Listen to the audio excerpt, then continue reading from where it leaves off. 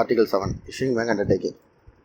Provided that the stipulated documents are presented to the nominated bank or to the issuing bank and that they constitute a compelling presentation, the issuing bank must honor if the credit is available by sight, deferred or acceptance with the issuing bank.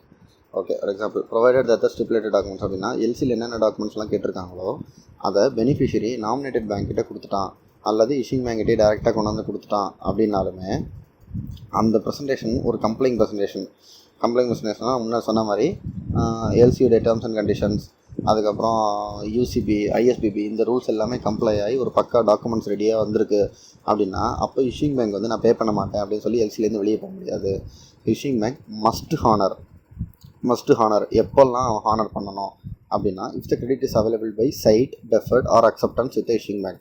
Okay, ஒரே ஒரு விஷயம் மட்டும் என்னென்னா நெகோசியேஷனில் credit issuing bank கிட்ட அவைலபிளாக இருக்குது அப்படின்னா அந்த எல்சி வந்து இஷ்யூங் பேங்கால் நெகோஷியேட் பண்ண முடியாது. ஸோ இஷ்யூங் பேங்க் நெகோசியேஷன் பண்ணான்ற மீனிங் என்ன அப்படின்னா அதுதான். ஆனால் இஷ்யூங் பேங்க்குக்கு மேலே ஒரு சுப்பீரியர் பேங்க் கிடையாது டிராஃப்ட் வந்து அவன் பேரில் ட்ரா ஆகிறதுக்கு. So at last issuing bank மேலே தான் டிராஃப்ட் ட்ரா ஏன்னா இஷ்யூங் பேங்கால் நெகோஷியேட் பண்ண முடியாது.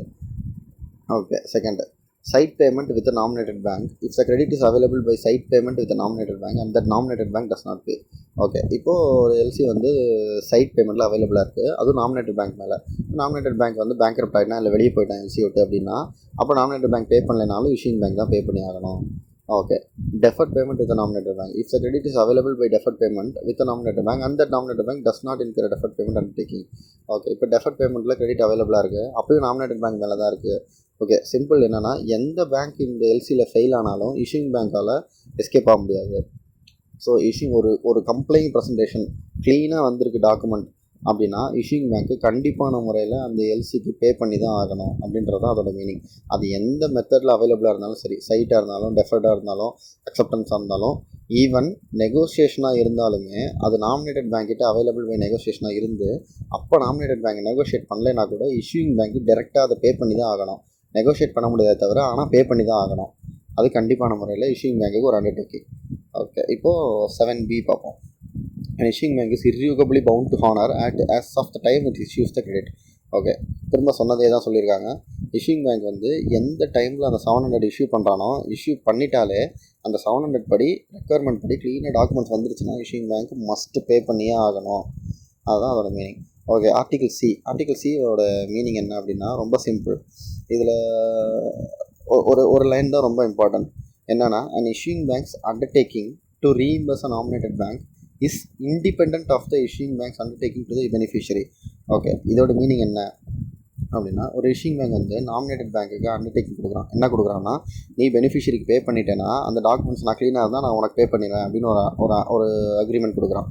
ஸோ அந்த கேஸில் நாமினேட்டட் பேங்க் கிட்ட டாக்குமெண்ட் வரும்போது நாமினேட்டட் பேங்க்கு செக் பண்ணல, எதுவுமே பண்ணல, ஆனால் பெனிஃபிஷரிக்கு பே பண்ணிட்டான் அப்படின்னா இஷ்யூங் பேங்க் வந்து அதில் டிஸ்கிரிபன்சி கண்டுபிடிக்கிறான்.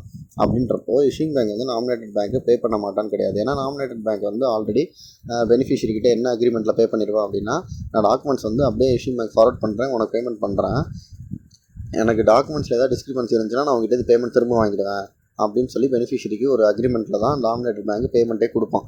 ஸோ இந்த கேஸில் என்ன அப்படின்னா என்ன சிச்சுவேஷனாக இருந்தாலும் இஷ்யூயிங் பேங்க்கு ஒரு பெனிஃபிஷரிக்கு பேமெண்ட் கொடுத்துட்டான் அப்படின்னா அதை திரும்ப அவனால் கேட்க முடியாது. ஸோ அது வந்து ஒரு அண்டர்டேக்கிங், இஷ்யூயிங் பேங்க் ஒரு அண்டர்டேக்கிங் கொடுக்குறான் அப்படின்னா அந்த அண்டர்டேக்கிங்கை அவனால் மீற முடியாது அப்படின்றது தான் அதோட மீனிங். ஓகே ஃப்ரெண்ட்ஸ், இந்த வீடியோ கண்டிப்பாக உங்களுக்கு யூஸ்ஃபுல்லாக இருக்கும், பிடிச்சிருக்குன்னு தெரியும். ஸோ லைக் பண்ணுங்கள், கமெண்ட் பண்ணுங்கள், மறக்காமல் நம்ம சேனலை சப்ஸ்கிரைப் பண்ணுங்கள், உங்கள் ஃப்ரெண்ட்ஸ் கிட்டலாம் ஷேர் பண்ணுங்கள், கொஞ்சம் சப்போர்ட் பண்ணுங்கள். Time for a love potion, a little sweet and spice. Throw it all in a cauldron, mix it up real nice. Fire in my eyes, stir.